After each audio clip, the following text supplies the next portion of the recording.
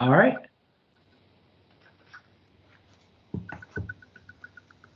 And there it goes. Okay, good. So we're recording, and can you hear me okay? I can hear you fine, yes. Awesome. So I just wanted to first congratulate you on being a Bram Stoker nominee. That is Thank you just very much. excited. Can you tell me where you were and what happened when you heard that Dear Laura had gotten the nomination? I can tell you exactly where I was. I was walking down the street with my son, my 6-year-old boy, Ah, and instead of paying attention to him, I was staring at my phone, and I nearly fell into the road and got hit by a bus. oh, It was a huge shock. It was incredible, incredible news to get. oh, that is so wonderful to hear. Congratulations. That is really exciting. And how are you doing in the face of this pandemic? How's life for you? Uh, Other than facing the biggest existential crisis of my entire life, collectively with the rest of the world and the known universe, Yeah. I'm fine. Oh, good. So Good. it's it's a surreal it's a surreal the enormity and the scale of it is just so difficult to wrap my head around that it's been a rocky couple of weeks, but I think we're getting used to isolation and quarantine, and I would say that it's creative, fertile ground for writers, but I don't get any time to write because my son's at home with me. Oh, So wow. And he's 6 years old? he's 6 years old and Oh, eats up my time. He's a time eater. oh, wow. Is he into writing and stuff? Does he know what you He do? Is he is. aware? Oh, Yeah, wow. he's very aware. He's very proud, which I love, of what I do, and he wants to write his own books, and he quite frequently writes his own books. He can't spell anything, but he likes to write them and illustrate them and put secret codes in them. And I think we will probably end up writing a book together. Maybe soon. Maybe now's the time. We're in quarantine together, so Absolutely. That is just absolutely beautiful and wonderful. I mean, how nice to have that, yeah. um, passing the torch and having that right there. That is just really amazing. It makes Um, up for all the times he tells me he hates me. So aw. um, as far as your own writing, I mean, you're not really writing right now, or what do you? Is it hard to? it's the last couple of weeks have been very difficult to a find the time to do any. My regular writing routine is I drop my son at school, and then I write solid from 9 a.m. to maybe 1 p.m. With no breaks, and then I have a small break, and then I go back to it a bit later on in the day when he's home from school. So the routine worked really well, and I'm most productive in the mornings. What we have now is a kind of I'm a semi teacher, I'm a semi parent, I'm a semi writer, so I'm trying to fit it in wherever I can. And it's also just I think the fear and uncertainty of everything happening has been quite it's killed a lot of the creativity lately, but I am coming out of it. I thankfully managed to release my newest book just before everything kicked off. Oh, wow. So, which was a huge relief, because I don't think I could have done it um, in the last couple of weeks. So, yeah, I'm Wow. getting there. I'm finding time to squeeze bits and pieces in, but it's just not my usual regimented routine, which I'm struggling with a bit. But I'm Yeah. finding ways. So. Are you taking notes about what's going on for any future projects? I'm writing a couple of stories for a few charity anthologies. The themes are isolation and plague and death and all those cheerful things. So I have taken lots of notes, and I am without exposing myself too much to the news, because I think you can get very swept away by all of that Yes. if you're not careful. You have to control what you take in, even and especially as a writer, because you notice more details, I think, than perhaps somebody else would. And it can become quite overwhelming. So Absolutely. And I think that's big hazard of the job is, sometimes you're so in your head, sometimes it's hard to get out. It's one Oh of yeah. the other reasons, like Dakara was saying that he wanted to do these to kind of um, talk to people and just say hi and see how everybody's managing. We were supposed to have a big StokerCon in like 2 weeks in the I UK. know. Were you going to go? Were you? Yeah, I was gonna go. Yeah, yeah. Wow. It's Okay. Um, do you think you can make it? Have you heard we're going to hopefully reschedule for August? yes, Oh, yes. awesome. If yeah, if the gods allow, then I will definitely be there. I'm very Awesome. much looking forward to it. Me too. For me, it's been a dream to be able to go to the UK, and Okay. I can't wait. I'm not canceling There's my some left. yeah. So, but hopefully it all shakes out like you said. One thing that's been happening, you mentioned you had a release that came out right before this hit. And a lot of authors are having trouble because they've had book tours canceled, releases pushed back, things canceled. And I've been in anthologies now that are on hold. Yeah. Um, and definitely, what was it like for you with your new release? Does that seem to affect it? Well, for me, I mean, I'm largely self-published, and the rare occasions I haven't been self-published, I've been published by very small indie publishing houses, and I've never really had that whole grand big book tour thing in my life. It's not been part of my journey so far. I've not been doing this long enough, and I'm not with a big enough publisher or any publisher at the moment. So the majority of my book sales I've kind of won through blood, sweat, and tears, and hammering social media and the internet. Um, and so for me, nothing has really changed in that sense. In fact, if anything, more people are buying books at the moment. I've found sales have been slightly better than perhaps they would have been in other times, because there's a lot of people stuck at home trying to read books and trying to keep their brains busy. So in that sense, I feel I wouldn't say it's made a huge difference, but I do feel fortunate in that you know, it doesn't really affect me on a day-to-day basis because I just keep plugging away anyway. Cool. Um, yeah, maybe one day it'd be nice to go on a big book tour and stuff, but not in the middle of a pandemic. Yeah, definitely not. Can you tell us about your release that just came out? What is it, and where can we find it? And Sure, I had a copy cool. somewhere, but they're all All right. downstairs. Okay. It's called White Pines, and it is a well, I actually kickstarted it last year. Exactly this time last year, a year ago. It smashed its Kickstarter target and was fully funded. It is how do I describe it? A Celtic cult folk horror, sort of. It's a bit of a genre bender. It's essentially about a town called White Pines that disappears one day, and it takes all of its residents with it. And the story follows a journalist called Megs who, following a very swift divorce, moves back to Scotland where she was originally from, and she discovers this community and she discovers this peculiar island and strange things happening with the locals in the town near to her, and she discovers a lot about her own heritage and stuff as part of that journey. So yeah, it was fully funded. Paperback copies have just started coming in for me to sign and send out to my backers, and it's available on Amazon now. So yes, I'm really happy with it. Wow. It was blood, sweat, and tears, but it was. Some books are easy to write. Some books kind of just fall out of you. For sure. Dear Laura was a really easy, quick write for me because I knew exactly what I wanted with it. But White Pines started as one thing and changed so many times throughout the course of writing it that it morphed into this thing.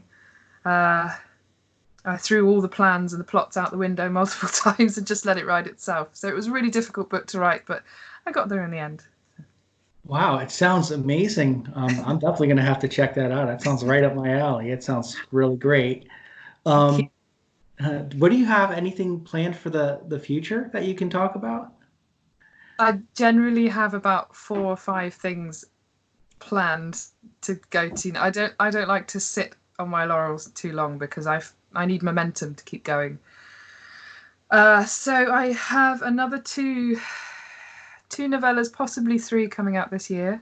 The first one is it's a novella called Girl on Fire, although that title may change. It's based around a short story of mine called Girl on Fire, which was in my first short story collection. Many of my stories in my collections have been produced by the No Sleep podcast, which is a big sort of award-winning horror anthology show. Ooh. They did an incredible job with it, and it got such a huge response that I decided that she needed more, that the character of Ruby Miller, is a kind of a phoenix from the ashes character. It's a bit like a twisted superhero origin story, but slightly darker.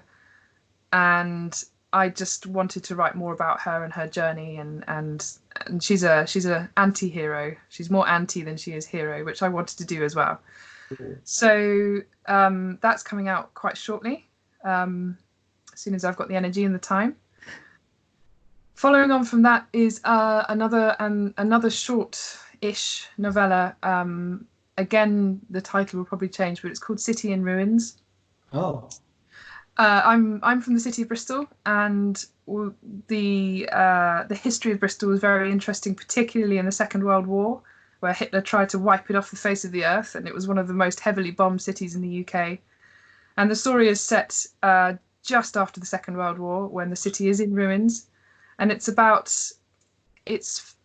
based on a real life crime that happened in the Odeon Cinema in the centre of town, where the manager of the cinema was shot dead in his office during a screening of a Roger Corman movie, I think it was. Oh, God. Ronald Colman movie, sorry.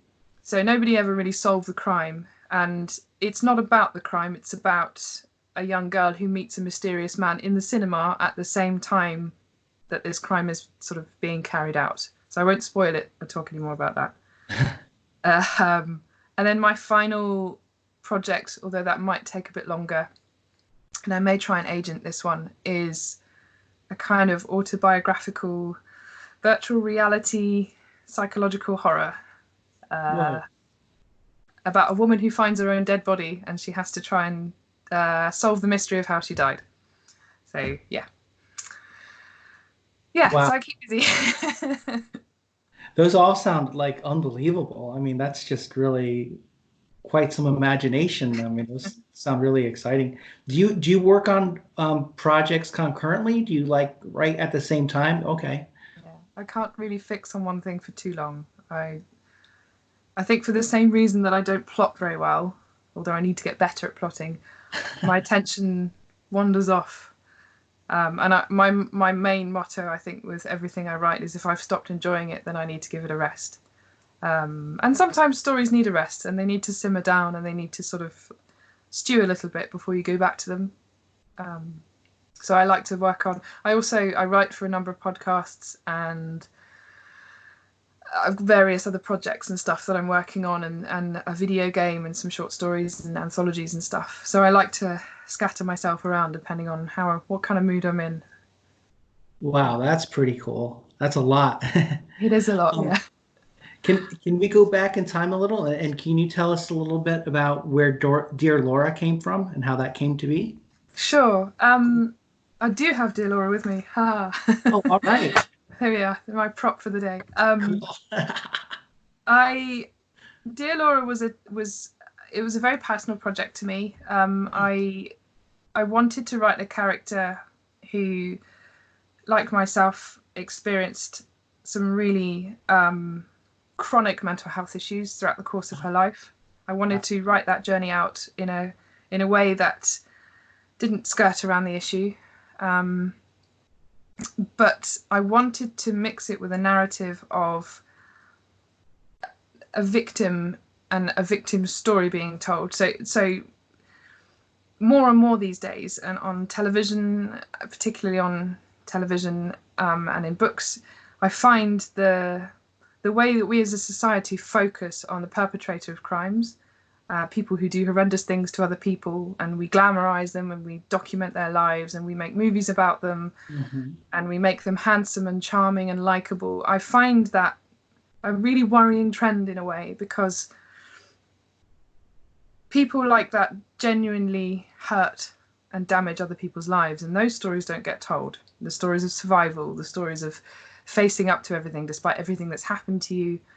And I wanted to write a character where she was a victim through and through, but she survived, which is essentially what I did. And I wanted to write it in a way where the criminal, the perpetrator, wasn't the focus of the story at all. And you never see him in the book except for the very last scene. Wow. He hides behind letters. He's never really visible except for maybe once for a brief glimpse, and he isn't the focus. And I think that to me felt right. It felt like the right kind of story to tell. So yeah, it came from a kind of desire to put victims first and to give them a voice, particularly in the horror genre, which is so malleable to talking about pain and suffering and making it making the pill easier to swallow in that sense, in terms of the message. Wow, that's pretty deep and amazing and profound. I mean, that's wow. That's great. I think that's absolutely perfect, and I think that's one of the things that horror is. People are really starting to realize that horror is not just Jason with an axe, that it addresses some very deep and profound things that happen to people in a very therapeutic and healthy way. Yeah. And I think that's why we're seeing films like Ari Aster's body of work and Jordan Peele's body of work, where they're really taking horror and using it as kind of a salve and kind of like as a therapy. Yeah. And it's just unbelievable. And your work is right alongside that, and you're also doing folk horror and stuff like that too, which is it's wonderful. And that's just exactly where I think horror needs to be at this point, which is great. And I'm really glad that the literary and community and like the Academy and organizations like that are recognizing horror like that, which is great. Yeah. I think it's, for me, it's always been about characters. I've always been drawn to character-driven horror, and when I write a story, I write a story from the perspective of the people in it and their motivations and their desires and what drives them and pushes them forward. And sometimes the horror is almost incidental for me. I wrap it around the central character. So it's more important for my characters to have a voice than to write the jump scare or the, do you know what I mean? It's, yeah, I'm very driven by people and stories. So. Absolutely. And I think that's where, all the classic horror excels as well. If you look at Shirley Jackson, for example, it's those characters really that stick with you. Like one of my favorite books of all time is We've Always Lived in the Castle. It's just stunning. Yeah. It is. But those characters, they're so real. You feel every single person, and there's so much that everything else is incidental. And like you said, and I think that's why I've read it like 6 times in my life, because you want to go back with those characters. You don't really, like you say, you're not worried to go back to the jump scares. You want to revisit those people. Yeah. And that's, I think, the one of the best parts of this that we all get to do. Yeah. I completely agree, and I'm very influenced by the classics. I've studied classical literature at university, and stories like The Turn of the Screw, which is such a richly layered portrait of a woman struggling with looking after these children, and a father who has no interest in his children, who's a strange, isolated sort of character, and her, you can't really figure out whether what she's seeing is real or whether she's imagining this horrible child is actually possessed, or what's in her brain and what's reality. And it's just a fantastic example of I guess that psychologically driven, character-driven horror. I've always been so influenced by that. Oh yeah, and that is just a terrific example too. And I mean, that could be interpreted in so many different ways when you read it, which is just a masterpiece of storytelling. Absolutely. And, I love that. That's one of the things I do a class on Gothic fiction. Okay. Bookstore, and that's one of the things we always, the most successful ones are the ones that are the character ones, even where it doesn't seem anything happens. Yeah. Sometimes those are very captivating just because of the characters, and we even went into like Flannery O'Connor. Yeah. And we're trying to figure out why are these so timeless, and it's because of the people in them speak to you still.